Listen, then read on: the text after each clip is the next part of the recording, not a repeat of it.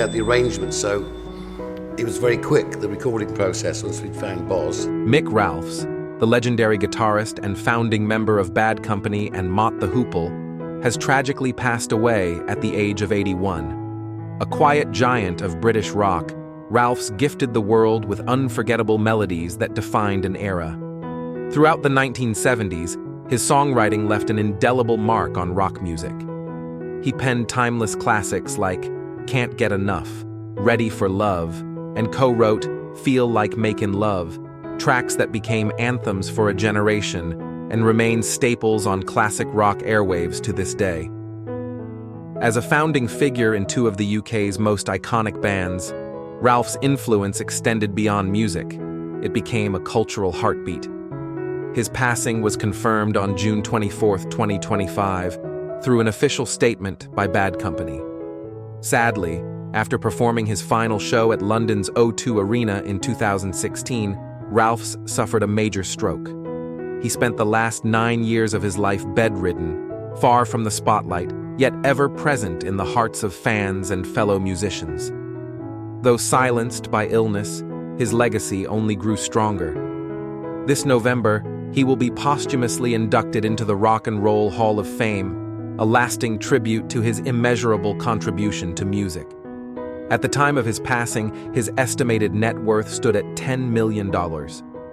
Paul Rodgers, his longtime bandmate and friend, offered these heartfelt words.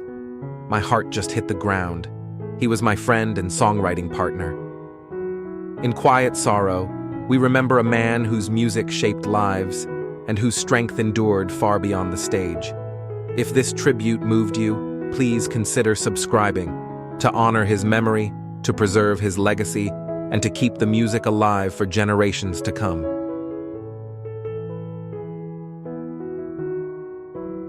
The condition book, every little detail, and then managing the help. It was amazing how Dwayne Lukas, the Hall of Fame trainer who redefined American horse racing, has sadly passed away at the age of 89. Known for his legendary career and enduring passion, Lukas was a cornerstone of the sport for nearly 6 decades. His name is etched into racing history, 15 Triple Crown race victories including 4 Kentucky Derby wins and 7 Preakness triumphs. He claimed a record-tying 20 Breeders' Cup wins and trained nearly 5,000 winning thoroughbreds, earning over $310 million in purse money. The only trainer to be inducted into both the Thoroughbred and Quarter Horse Halls of Fame, Lukas was a true pioneer and a veteran mentor who shaped generations. His family confirmed his passing on June 29, 2025, at his home in Kentucky. He had been hospitalized with a severe MRSA infection, which caused major damage to his heart and digestive system. In his final days, he chose peace, family, and faith. Despite health challenges, Lukas continued to train until the end, winning the 2024 Preakness Stakes with Seize the Grey at age 88. His comeback spirit and relentless drive made him not just a champion, but an inspiration. Churchill Downs mourned his loss, calling him one of the great champions of the last 50 years. Dwayne Lukas leaves behind a profound legacy of resilience, humility, and passion. If this tribute touched your heart, consider subscribing to honor his memory and keep his legacy alive.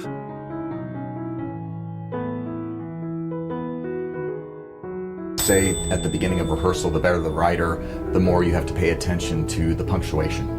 And I think Mark Brokaw, the acclaimed director behind some of Off-Broadway's most powerful productions, has tragically passed away at the age of 66.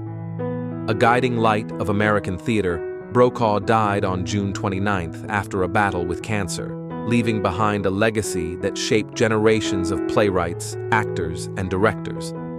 Known for his nuanced storytelling and artistic integrity, Brokaw directed award-winning works like How I Learned to Drive, This Is Our Youth, and The Good Times Are Killing Me. He later brought his quiet brilliance to Broadway with productions such as Rodgers plus Hammerstein's Cinderella, Crybaby, and Heisenberg. His work earned him the Drama Desk, Obie, and Lucille Lortel Awards, and more importantly, the deep respect of his peers. His death was confirmed on June 30th by the Drama League, where he had long served as a mentor, director, and board member. Though his final years were marked by illness, Brokaw remained devoted to the theater community he loved, serving as president of the Stage Directors and Choreographers Foundation and nurturing new talent until the very end. Mark Brokaw's life was about more than applause. It was about collaboration, courage, and the quiet power of empathy. He is survived by his husband of 36 years, Andrew Farber. If his story moved you, please consider subscribing to honor his memory and keep his legacy alive on and off the stage.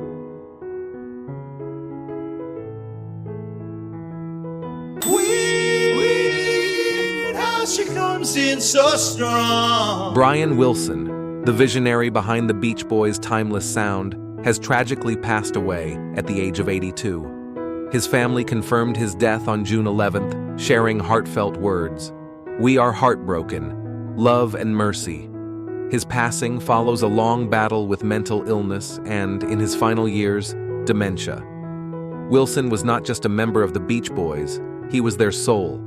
A musical genius with perfect pitch, he composed and produced the legendary Pet Sounds album, widely hailed as one of the greatest records of all time. His melodies, from Surfin' USA to God Only Knows, captured the joy, longing, and fragile beauty of American youth.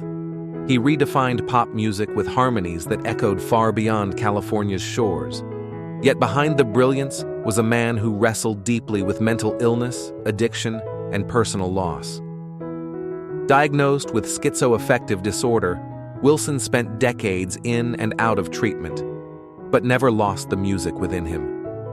He staged a remarkable comeback, releasing solo work, finishing his Lost Smile project, and returning to tour in his later years. Tributes have poured in. Bob Dylan, Sean Lennon, and Questlove praised him as an American Mozart and a man who turned sadness into art. Wilson leaves behind a legacy of vulnerability, redemption, and genius, and an estimated net worth of $100 million. If this tribute touched your heart, consider subscribing to remember Brian and to keep his spirit alive through the music he left behind.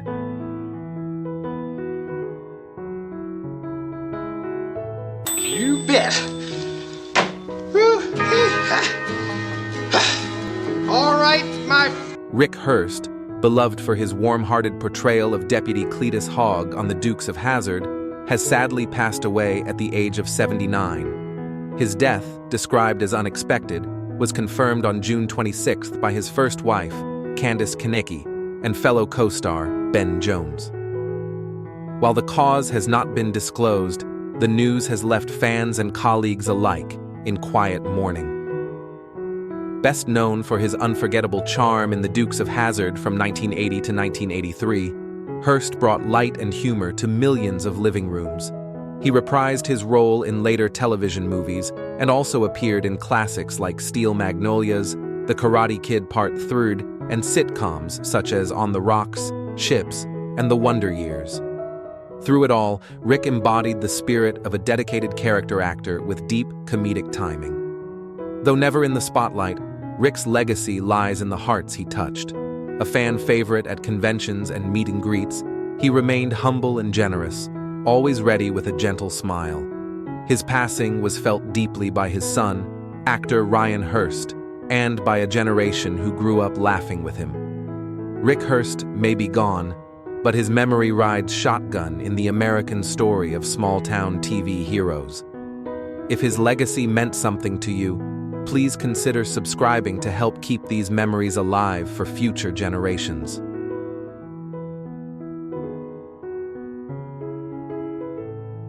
Now I'm spinning the dial, just thinking about the chump I... Bobby Sherman, the beloved teen idol turned humanitarian, has sadly passed away at the age of 81. The news was confirmed by his wife, Brigitte Poublon, in a heartfelt tribute. Bobby left this world holding my hand, brave, gentle, and full of light. Diagnosed with stage 4 kidney cancer earlier this year, Sherman died peacefully, surrounded by love. In the late 1960s and early 70s, Bobby Sherman's boyish charm and velvet voice captivated millions. Hits like Little Woman, Julie, Do You Love Me, and Easy Come, Easy Go became anthems of innocence and hope. He starred in popular series like Here Come the Brides and Getting Together, and earned 7 gold records, forever etching his place in the golden age of American pop. Yet behind the teen idol fame, Sherman's greatest comeback was offstage. Leaving the limelight, he trained as an emergency medical technician and served with LAPD and the San Bernardino County Sheriff's Department. He taught CPR, saved lives, and co-founded a children's charity in Ghana. This remarkable sobriety journey from stage to service was a testament to his quiet strength. As his wife shared, "He was my Prince Charming, even in his final days." His legacy shines not just through music, but through the lives he touched with kindness and humility. Let us honor Bobby Sherman by remembering the light he gave, on and off the stage. Subscribe for more stories celebrating those who left a lasting legacy. Of what I like to call lovable losers, and we put them through a series of... Anne Burrell, the beloved Food Network star who brought gourmet cuisine into everyday homes, has tragically passed away at the age of 55. Known for her signature spiked blonde hair and larger-than-life presence, Anne became a household name through shows like Secrets of a Restaurant Chef and Worst Cooks in America. She wasn't just a chef. She was a teacher, a mentor, and a pioneer who changed the way America cooked at home. Her death was confirmed by her husband, Stuart Claxton, and family members on June 17, 2025. She was found unresponsive in the shower of their Brooklyn home, just hours after they last saw her alive. While the official cause remains unconfirmed, early reports mention a possible cardiac arrest and signs of an overdose, now under NYPD investigation. Anne's journey was never linear. After decades of building her name in elite kitchens and on national television, she faced setbacks, including the closure of her Brooklyn restaurant. But she never gave up. At age 50, she found love unexpectedly and began a new chapter with Stuart, embracing marriage and stepmotherhood with joy and hope. Her family remembers her as a radiant soul whose warmth reached far beyond the kitchen. With an estimated net worth of $4 million, countless fans, and 2 best-selling cookbooks, Anne leaves behind a legacy of passion, perseverance, and profound cultural impact. May her flame forever shine in the hearts of those she fed, body and soul. Please subscribe for more heartfelt tributes to unforgettable lives.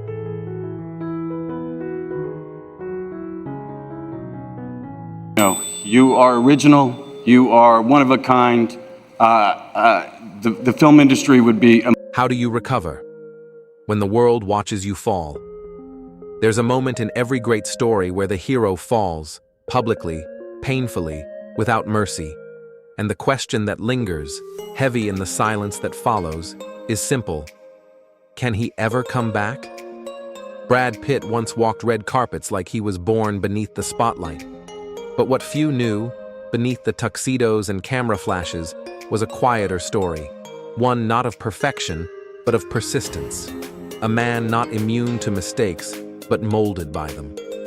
A man whose greatest legacy would not be his beauty or his fame, but the way he rebuilt himself, one quiet breath at a time.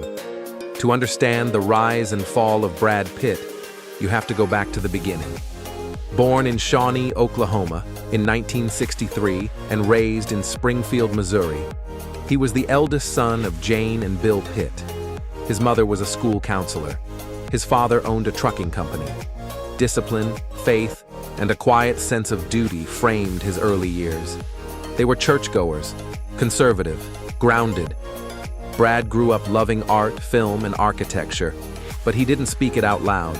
That kind of dreaming wasn't practical, at least not back then. He studied journalism at the University of Missouri.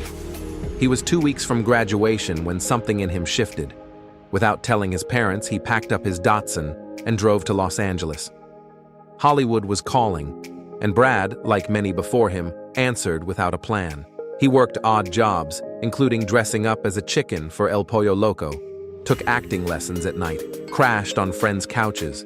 For years, he struggled, unknown and unseen. Then came Thelma and Louise, 1991. Just 14 minutes of screen time, and yet it launched a phenomenon. With sun-bleached hair and a cowboy hat, Pitt became the embodiment of American cool. But he wasn't content with just being a heartthrob. He sought roles that pushed him, that unraveled him. A River Runs Through It showed his sensitivity. Legends of the Fall unleashed his wildness. Seven revealed his rage. And then came Fight Club, a film that wasn't just a role, but a cultural impact. Tyler Durden became a symbol, and Pitt its reluctant prophet. As the 2000s unfolded, Pitt's fame intensified. He married Jennifer Aniston, America's sweetheart, and together they became tabloid royalty. But it was his role in Mr. and Mrs. Smith that changed everything, on screen and off. The chemistry with co-star Angelina Jolie was undeniable. Their connection turned into a romance, and soon, a family. 6 children, 3 adopted internationally, 3 biological. They lived between continents, supported humanitarian causes, and for a moment seemed untouchable. But what the world saw, the mansions, the premieres, the perfect photos, was only a fraction of the truth. Behind the scenes, tensions brewed. Pitt struggled privately with alcohol. The demands of global fame and parenthood weighed heavily. And by 2016, the perfect image cracked. Still, in those earlier years, Pitt was more than just a leading man. He was evolving into a veteran mentor within the industry. He launched Plan B Entertainment, a production company that backed some of the most culturally significant films of the 21st century. 12 Years a Slave, Moonlight, The Big Short. Films that said something, films that mattered. Even as the cameras obsessed over his personal life, Brad Pitt the artist kept creating. And yet, underneath all the awards and the applause, a storm was building. A marriage straining under pressure, children growing distant, a man losing himself in quiet ways that wouldn't be visible until he finally fell. This isn't just a story of a Hollywood heartthrob, it's a story of redemption. A story of a man who went from cultural icon to public controversy, and then began the slow, quiet comeback toward clarity, sobriety, and peace. So when he said, years later, with raw honesty, I was pretty much on my knees, it wasn't a metaphor. It was a confession, a beginning. And the real Brad Pitt, the one beyond the movie posters, was finally ready to be seen. And this is where the real story begins. But no amount of golden statues or global recognition can shield a man from the storm of his own making. In September 2016, the carefully composed image shattered. Angelina Jolie filed for divorce. The world, which had long marveled at their romance and humanitarian work, now devoured every detail of the collapse. Rumors spread, allegations surfaced, claims of a confrontation on a private jet involving their son Maddox. Though the FBI later cleared Brad Pitt of any criminal wrongdoing, the damage had already been done. The headlines were merciless. Overnight, the narrative shifted from leading man to flawed father. The children began drifting away. In later years, Shiloh, Zahara, and Vivian would each drop his last name. His son Pax, in a leaked post, called him a despicable person.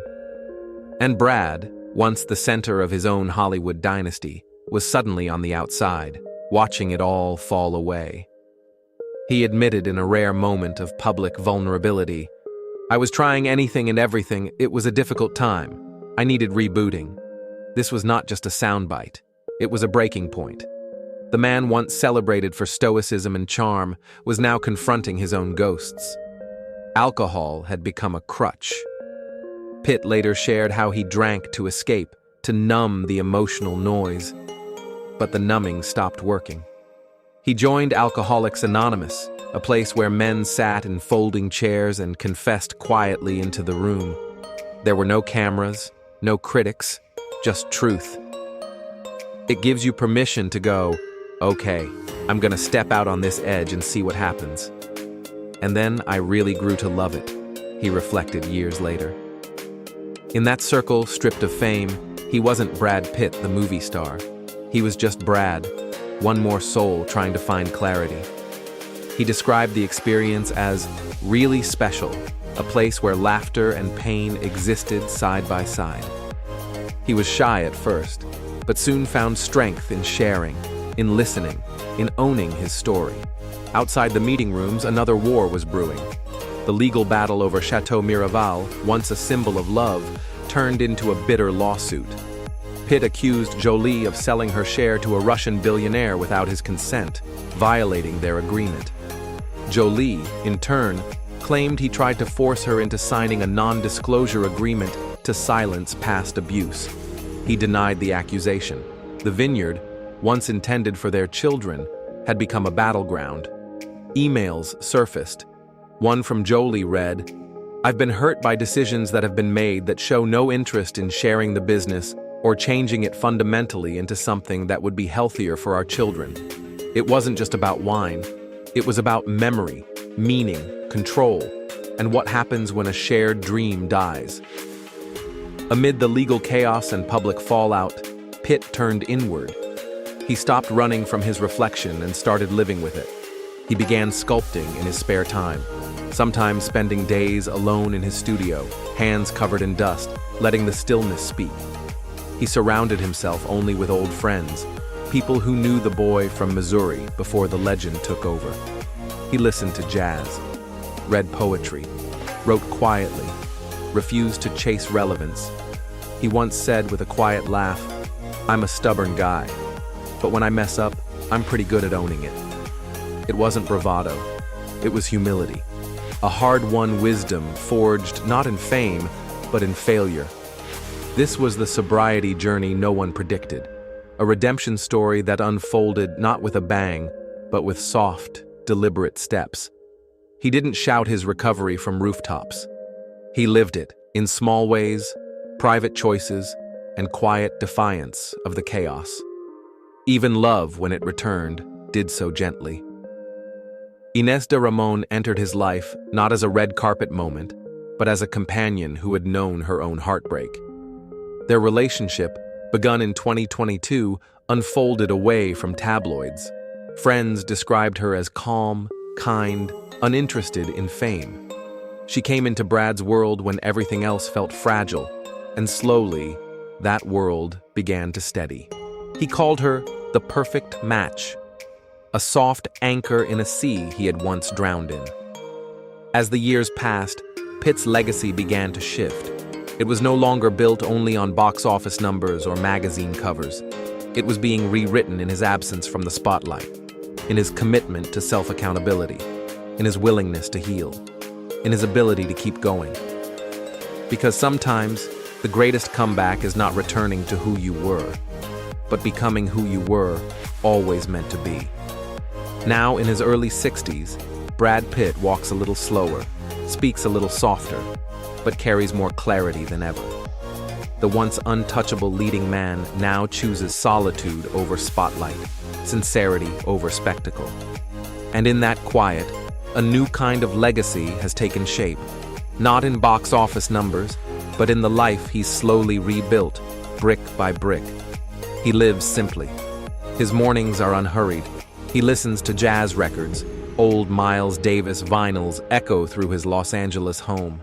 In the afternoons, you'll often find him sculpting in a sun-drenched studio, surrounded by stone, steel, and silence. "There's something about building with your hands," he once said. "It slows your mind. You don't rush pain. You don't rush peace either." Brad Pitt no longer needs to be everywhere. He appears when he chooses. He walks red carpets beside Inés de Ramón, the woman who entered his life after the storm. They don't speak often to the press. They don't need to. Friends describe their relationship as calm, private, deeply rooted. Inez, too, knows what it's like to rebuild. Their love is not spectacle, it's shelter. His sobriety journey remains central to his daily life. AA is still part of his world. He's become a mentor to younger members, sharing not advice, but presence. Just listening, showing up, speaking only when it matters. It's not about being fixed, he once said. It's about being open. And yes, Brad Pitt still acts, but selectively, purposefully. In 2025, he starred in F1, playing a retired racer mentoring a young driver, a character not unlike himself, wise, scarred, still learning. The film marked a quiet comeback, a reminder that age doesn't dim cultural impact, it refines it. His company, Plan B, continues producing critically acclaimed films, platforming voices often ignored. He invests in projects about justice, history, and healing. Outside of film, his interests span fashion, skincare ventures, and real estate. According to Celebrity Net Worth, his wealth is estimated at around $400 million, but ask him, and he'll tell you he values time more than money now. He's no longer chasing the next mountain. He's appreciating the view from where he stands. And yet some wounds remain. His children, once the center of his universe, remain distant. There are no easy answers. He doesn't speak ill. He doesn't beg for sympathy. He hopes. He waits. He prays, perhaps, that time softens hearts the way it has softened his. But here's what's remarkable. Brad Pitt did not let loss define him. He let it refine him. He is no longer the man who ran from pain. He is the man who sat with it, stared it down, and learned to live alongside it. In one interview, he summed it up with quiet grace. When you reach my age, you realize what matters. People you love, who love you. That's enough. That's the formula. It's not complicated. That is his redemption. Not a grand finale. Not a headline-grabbing confession. Just this. A man who knows himself, forgives himself, and now shows others how to do the same. This is the Brad Pitt we honor, not just for the roles he's played, but for the role he's still playing, a veteran mentor of emotional resilience.